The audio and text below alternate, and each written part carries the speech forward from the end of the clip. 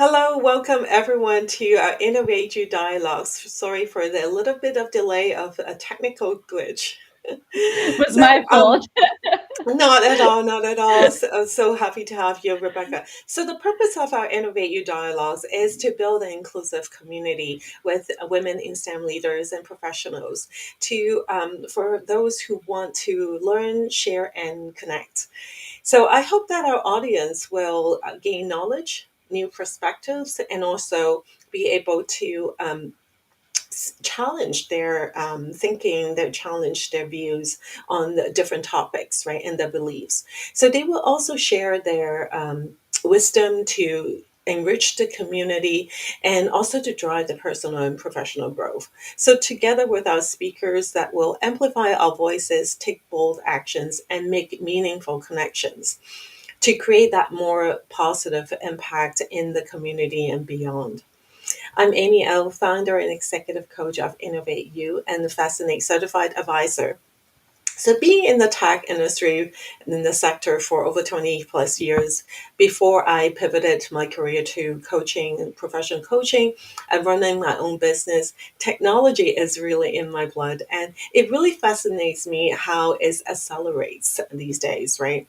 So, last quarter, I had the opportunity to learn and elevate my understanding of how generative AI can help and me on the coaching using that and also be able to support me going forward on how to get ready for the future through Rebecca's Vivala Coaching Academy program that I can gain new knowledge and also be able to start looking at how that is going to help me going forward and be the first group of AI and coaching pioneers. So I'm so excited to have Rebecca Rutschmann with me today to talk about this topic that is really near and dear to my heart.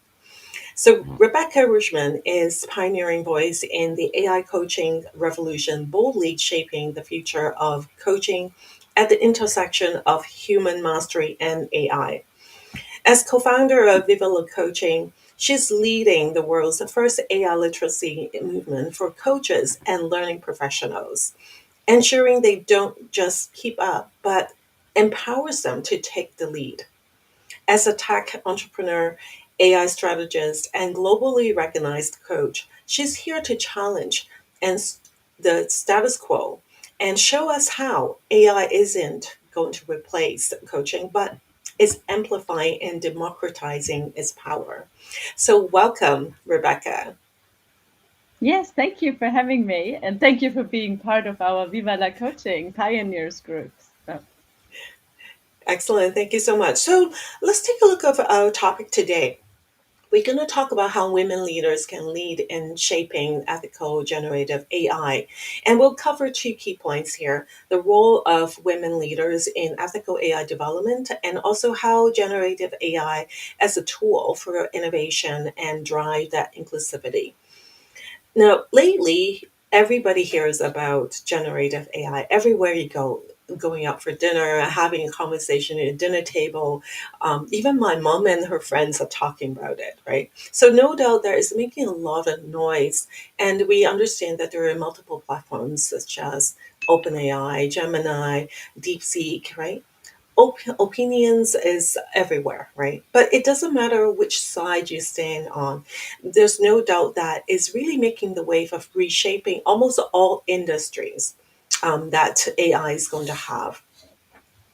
So it's going to help us on decision making, creative contents, whatnot, and helping us to be more creative as well.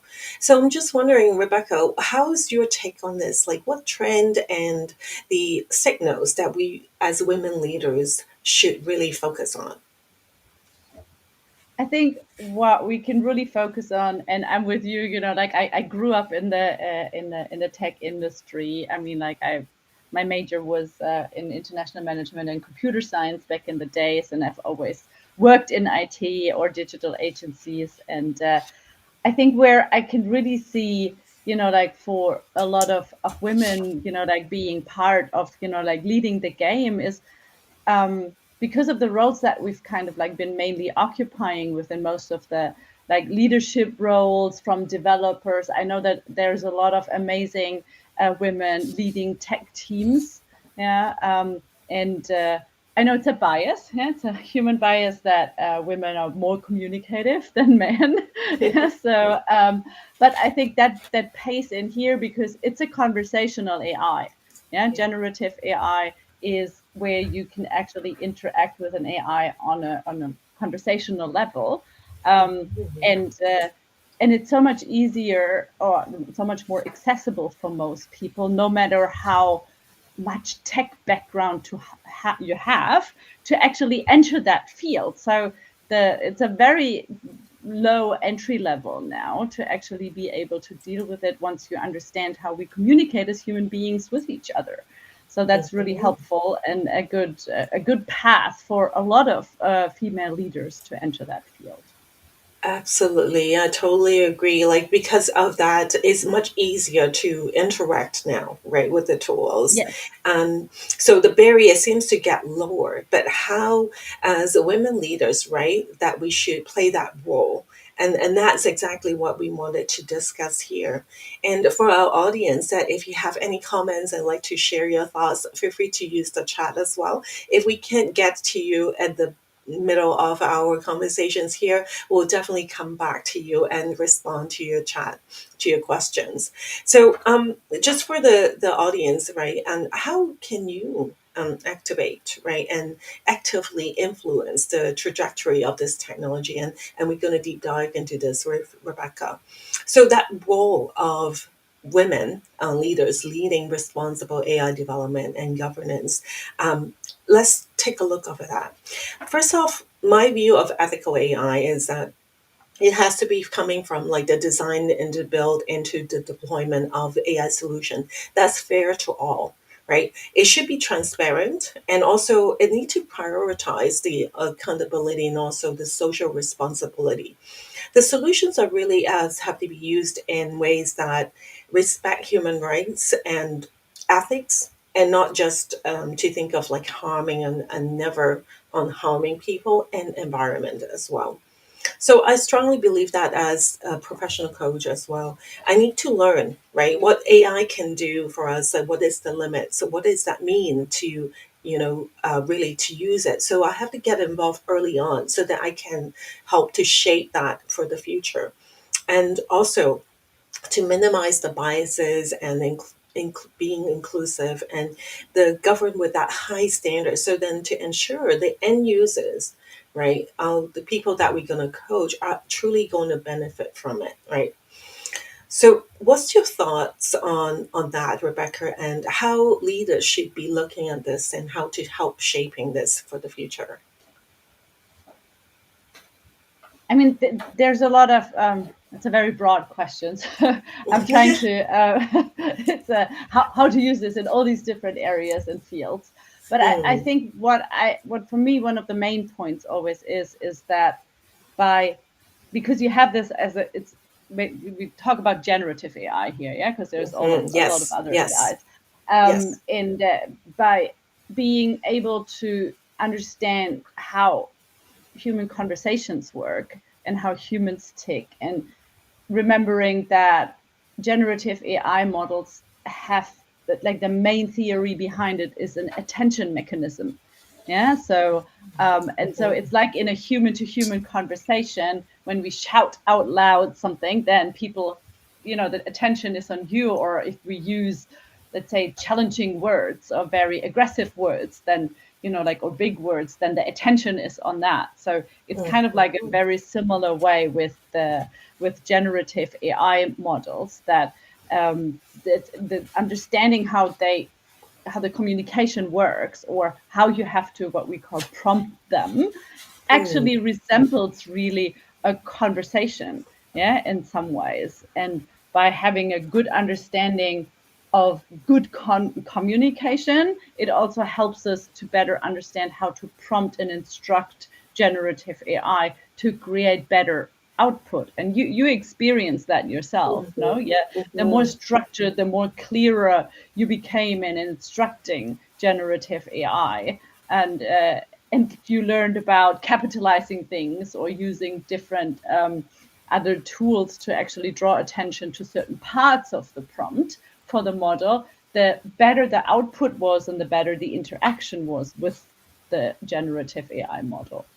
Right, definitely. So those key points that you mentioned about, understanding what the model behind the generative AI solution is, right? And is about how it actually resembles conversations, right? So it's key to understand how we prompt, like the term that we use on how we interact with it is to how to prompt it, asking the right questions, right? So that it will give us the answers that we are looking for.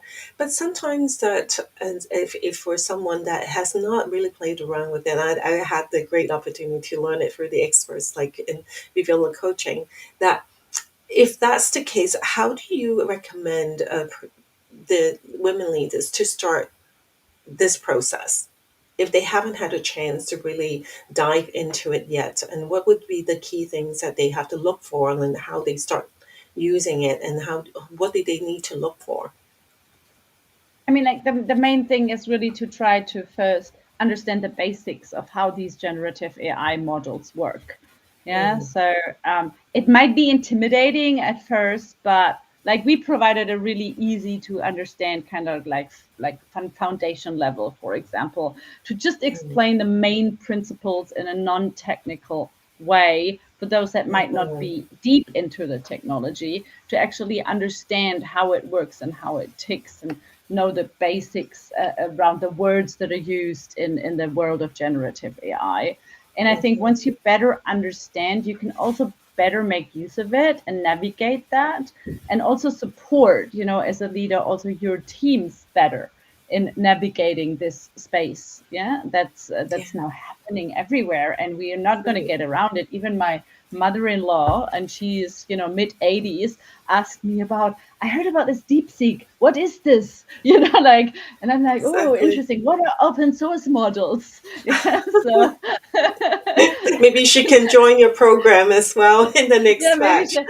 Yeah, but I mean, if they're reading the news, it's Yeah, everywhere. You can't absolutely. get around it. So you Yeah. can leverage it and make your life so much easier in some ways, but also encourage people and your teams to always apply critical thinking like we do with human Mm, beings. Like, mm-hmm. is what they're saying, shall I take this on 100%, or are they just Right. exaggerating? Yeah, so and we know we humans Yeah, love to do that too. Yeah, if you ever absolutely. heard a lot of those, I always call them the tech bro brothers. Yeah, so yeah, talk, there's a lot of exaggeration there as well. Yeah, Mm-hmm, and mm-hmm. uh, Yeah. and it's the same when when you do have interactions with some of those large language models. Like Yeah. how do you navigate that? How can you spot what we call hallucinations, or some developers call dreaming? Yeah, you Mm, have to apply somehow critical thinking, and most of right. the more tech-based developers, they don't really like working with AI that much because the reliability and consistency is still a struggle with Mm, generative AI models. Yeah, mm-hmm, so mm-hmm. quality testing is a nightmare. Yeah, so because the output is always different, because it's always calculating the probability. Yeah, so and that means it's never the same. Yeah, so and Yeah. that's for some people who like to have consistency and reliability in an IT system, can be quite a nightmare. Right, absolutely. So the two key points I picked up is like you still need to have your critical thinking. You cannot Yes, just trust what is provided you back as 100%. Maybe it's right, but you do need to challenge it, right? So you cannot just take it as the service value. But also yes, like work with your teams, right? Like you don't just go alone. Like you take your teams and learn that and explore how you can leverage those tools. And also, um, let's study it more now, right? Instead of waiting for it to get mature, right? And get involved early on now, right? And start doing, exploration, testing it. And because that with the traditional ways of like IT solutions development, that testing is like very straightforward in a sense, right? Like you know what you're going to get and you expect a certain results. But testing an AI model is not the same thing. So how do you adjust that thinking of like what you need to anticipate, right? What is the level of accuracy that you are looking for that is the way that the solution might provide, right? And can you speak a little bit more about like what would that shift of expectation should look like as a leader, especially in the women's STEM field? What should that be? How do you prepare themselves to kind of guide the team and making sure that the solution they develop and that they're going to deploy is within those guardrails that is giving the right solutions to the users? I mean, it's probably a little bit like when you have a new trainee in the team. Yeah. So you Mm, need to provide guardrails here and some guardrails there, and then you have to fine tune different ways how they kind of like delivered their work so it actually fits within this framework that your team actually uses. Yeah. And it's like with mm, onboarding any new employee, they first have to figure out, like, what do yeah. you like, what do you don't like, like how far can I go into this direction, and how far into that direction. So generative AI doesn't follow like we used to have, or like we still have, like AI algorithms that are very rigid, like that really Hmm. follow the commands in a Right. way that we say, I want you to do this, and then they do that. Yeah. So with Hmm. generative AI, everything is a bit more flexible. So, and you have to kind of like you remember, you have to find your way of dealing Yeah. with it, because you are dealing with, like yeah, and flexible and agile framework there. Yeah. So Hmm. where everything is based on that calculation of the next probable word, and that can Right. always be, there is always a variance in there. And it's like with other Exactly. human beings as well, you can never really predict what they're doing.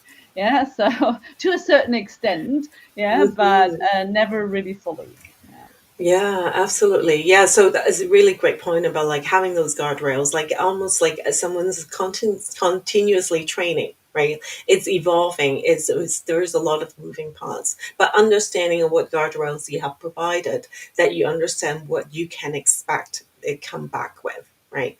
And there are certain things I remember getting those tools and trying to train that model to make sure that is not using harmful words, right? So those Hmm. are like words that we never wanted to speak to any other human beings. Then we should also put that in place so then it doesn't come across as like rude and not respectful, right? And then that's those are the things that we have to consider about, right?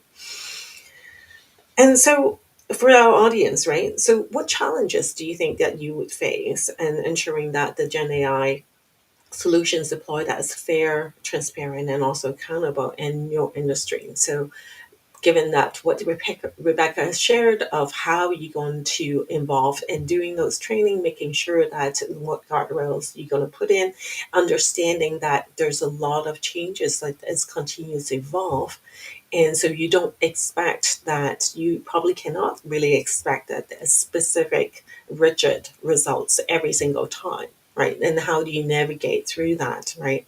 And getting that understanding and learning that process early on would be key. So let's move on to our next point, Rebecca, about okay, with the generative AI solutions, there's quite a number of them out there already, and it is doing a lot of great work. So there's some of them maybe not so good yet. What type of like innovations is driving, and also how it is actually driving inclusivity, because that's one of the things that we wanted to ensure that the tools and one thing in doing one task, but how are these tools going to actually elevate us and help us to drive more inclusivity in your point of view? I mean, there's also like, like different types of inclusivity. So if we look at people, I mean, the neurodivergent, yeah, let's say Mm, yeah. employees that you have. might even support them to get a clearer structure or better ideas on different things. Or for some of them, it's easier to interact with a text driven system Mm-hmm. rather than talking a lot to other people.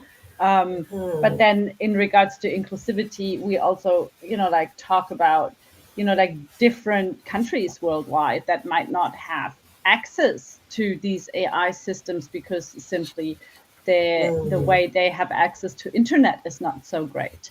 Yeah. Yeah. And how do you drive that, and how do you make that available? But inclusivity means also that, like it is, like also accessible for all different social groups. Yeah, I mean, it's Mm-hmm. accessible for kids or students, but how do you want to Mm-hmm. make this accessible?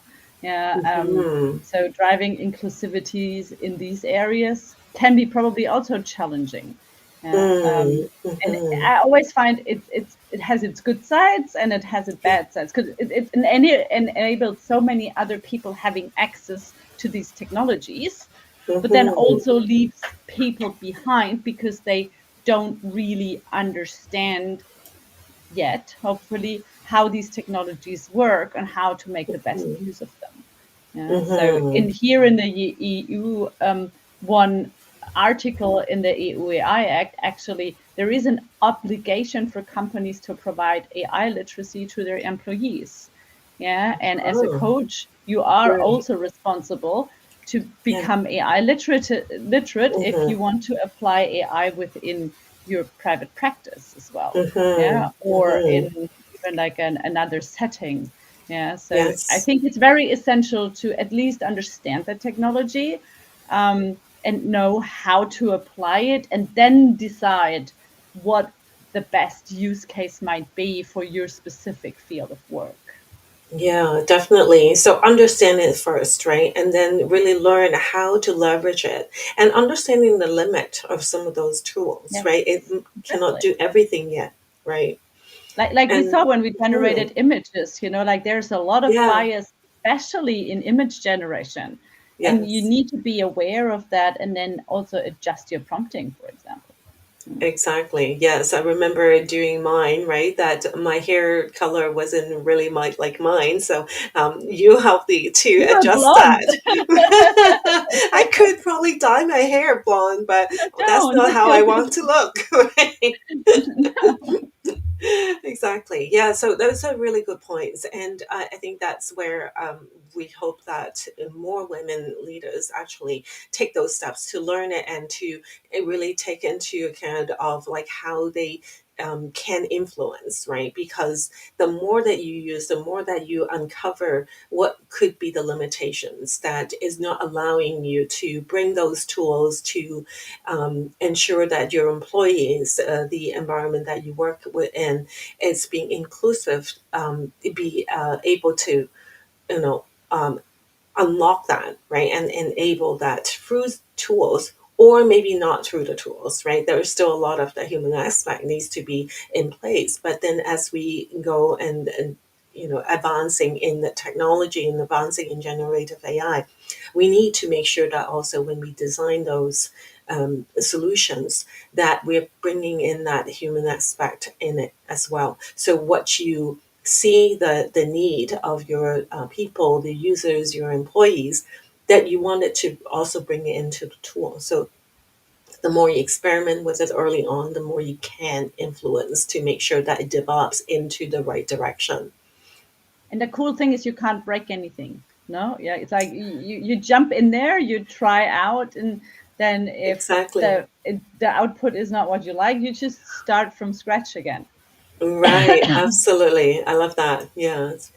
And so now it's about time. I think that we're running a little bit over to take a look if there is any questions from our audience. And it looks like there are people might be just pondering and thinking about the topic. And so, which is okay. So you can always come back to this and give us any comments and share your thoughts as well. So perhaps then, Rebecca, maybe let's do a little bit of wrap up of what we talk about here on um, having generative AI and how women leaders needs to now involve and get into help shaping the future of it. And what are the things that they can do?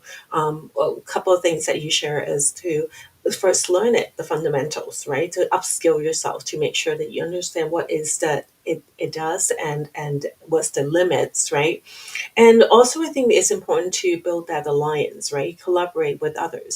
And you mentioned about having your teams involved. So the more people with the diverse thinking, with the diverse voice, then can help to shape this responsible AI solutions. And together, we can amplify the voice, right? We can make sure that we self promote. We make sure that we also have sponsorship to help each other to take that leading seat, right, and make decisions at the table, as well as how I coach women as well to voice out. Like if you see something that's not right, if there is a solution being implemented that is not diverse, is having biases heavily on one specific group, speak up, right, to make sure that it doesn't keep down the wrong path, right? So with that, thank you so much, Rebecca, for joining me today. And thank you so much for all the audience that are watching this and also coming back to this recording. And I'd love to share more ideas and also your thoughts about the topic, what challenges you might be thinking. And don't forget to connect with Rebecca if you're interested to learn more how you would be able to get your feet wet into this generative AI solutions, how you can get involved and understanding better so you can lead your teams better to go into the future. And yeah, develop that mindset of things will keep on changing, right? Like you have to keep learning and lead your team to make sure that that continuous learning mindset is there and not be afraid to make any mistake, right? As Rebecca has mentioned, you cannot break anything. You're just going to try and test it out and refine it and move forward. Any last thoughts that you'd like to share, Rebecca?